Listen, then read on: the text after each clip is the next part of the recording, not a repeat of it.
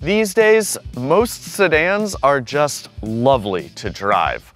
The trouble is that these days, well, there aren't many sedans to choose from, and if you live somewhere that necessitates all-wheel drive, your options just got slimmer. Here's one. It's the 2024 Nissan Altima. This SL trim with all-wheel drive might look a bit behind the times in today's SUV-crazed world, but maybe the old way of doing things is still worth a look. We're going to do just that, but first, subscribe to the CarGurus YouTube channel, and when you're ready to shop, head to CarGurus.com. Maybe you're shopping for an Altima. It's certainly familiar, isn't it? I mean, the Altima name has been around for ages, and I'll admit, it can feel like this generation of the Altima has been around for a while too. Now, this Altima is available in 4 trims. You have the S, the SV, the SR, and the SL. But the SV, SR, and SL can be equipped with all-wheel drive, and that SR trim can be equipped with a more powerful engine. The trouble is that if you get the more powerful engine, well, you revert back to front-wheel drive only. Ours is an SL with all-wheel drive, painted Garnet Pearl metallic and combined with a light interior that Nissan calls gray, but I insist is beige. Complete with some wood trim on the dash, it's a bit old-fashioned for my taste. Nissan reworked its V-Motion design last year. The grille now has an open-ended bottom edge. It makes for a pretty imposing look, almost like the Altima is hoovering up the road ahead. We have these chrome bits here on the corner for a little extra flash, and LED projector headlights that round out the corners. Now, heading down the side, because this is an SL trim, we have these chrome door handles and a little extra chrome trim on the lower edge of the windowsill. Then back here, there's this blacked out panel. Makes kind of for a floating roof design, and these are 19-inch alloys, very flashy. Back here, it's all pretty inoffensive. Dual exhaust pipes, some simple badging painted a gunmetal gray color to offset the chrome bits elsewhere, and this little rear spoiler. Would you believe that this little bit is a $420 option? It's your money, but I think I might skip that little add-on. Now, what I like the most about the Altima's rear is how wide the trunk opening is. This is a mid-size sedan with plenty of cargo space, 15.4 cubic feet behind the second row. But what's nice is just how wide the opening is. That means getting big, bulky items in there should be no problem. From the soft yellow glow of the overhead lights to the wood trim on the dash and the beige plastic panels down below, sitting in this Altima can make you feel a bit octogenarian. But there are plenty of redeeming qualities. First off, the seats are very comfortable, and everything in here is placed perfectly, at least for my 5'11" frame. A wireless phone charger sits ahead of this traditional PRNDL shifter on our Altima SL. The wireless charger is optional on lower trims, but it's unavailable on the Altima S. Tandem cup holders flank the right of the shifter, and there's a softly padded armrest between the seats. Granted, this does open up to access a tragically shallow center cubby, but that's just the packaging reality when you pick a sedan instead of a much larger SUV.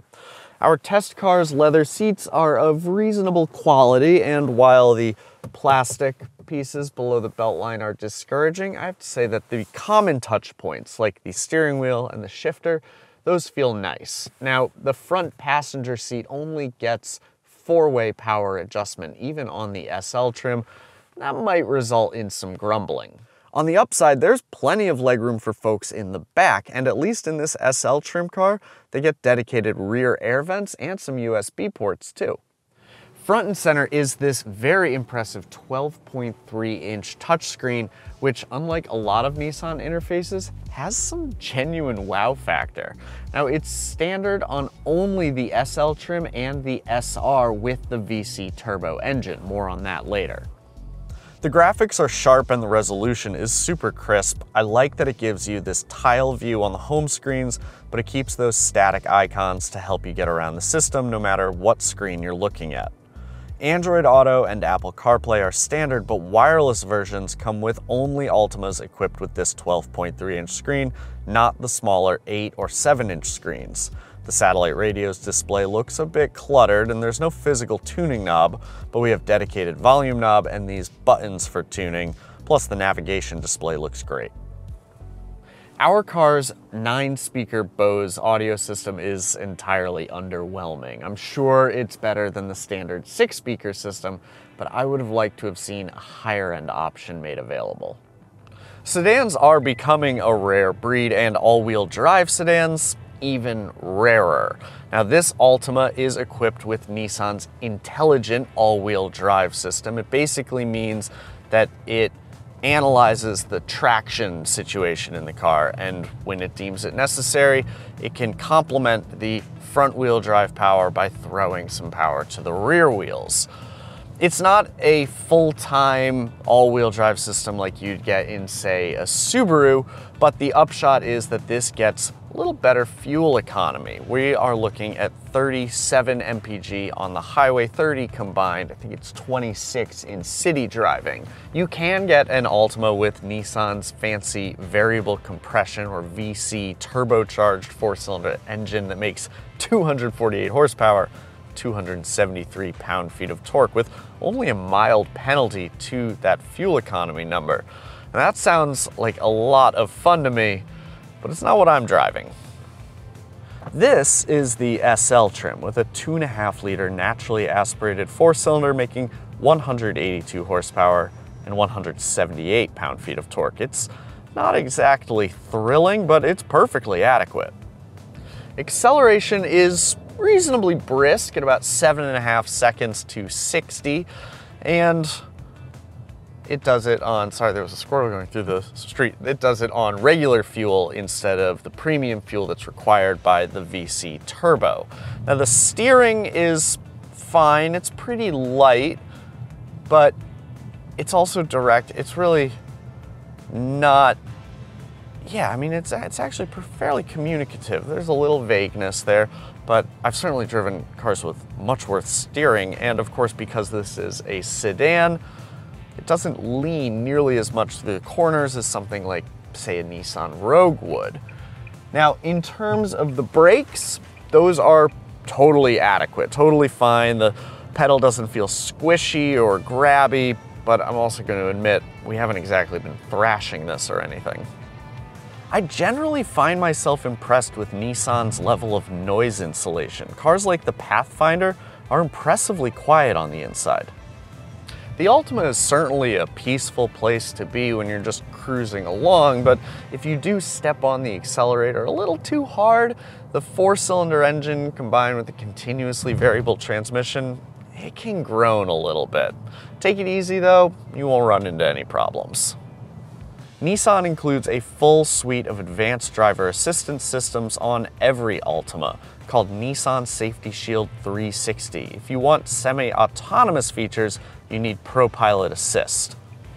This is available on the SV trim, and it's standard on the SL and the SRVC Turbo. It blends steering assistance with adaptive cruise control, and while it's not exactly class-leading, it does do a pretty good job of managing highway driving and traffic jams. Now, we've got a white van just parked in the middle of the street here. We've cleared that obstacle. So we're gonna go up here and turn right. The Altima in years past certainly has been a standout in terms of crash test ratings. In fact, in 2022, it received a Top Safety Pick Plus designation from the Insurance Institute for Highway Safety. Now, the IIHS has updated its side impact crash tests since then, and I'll admit the Altima hasn't fared quite as well. The driver area in particular scored poorly in testing, although the rear passenger space did well. The Altima starts at $27,140, including destination, and I'll admit, I at first thought that felt a little steep until I looked at the competition. Now, as I mentioned, there just aren't as many mid-size sedans on sale today as there were before. A base Toyota Camry costs $27,515, and the Hyundai Sonata and Honda Accord both start over 28 grand, the latter quite close to 29. The only bargain of the group right now is the Kia K5 at $26,745, but that price is going to go up with the K5's 2025 refresh. So the Altima's base price truly is competitive, but things get a little more painful as you climb the trim ladder. Our as-tested price is $37,295, and that includes destination and then things like floor mats or the $420 spoiler. A Toyota Camry XSE with all-wheel drive, I think that's a better deal, and if I'm truly in the market for an all-wheel drive sedan, I'm heading to a Subaru dealership to pick up a Legacy while those are still around. A limited trim Legacy, that starts around $33,000. But you tell us, given our test car's feature-rich build sheet, which includes the all-wheel drive system, Pro Pilot Assist, and the upgraded suite of tech features, is 37 grand actually a pretty good deal? Let us know in the comments section below. Head to CarGurus.com to read the review and to shop for an Altima near you. And as always, thank you for watching. We'll see you next time.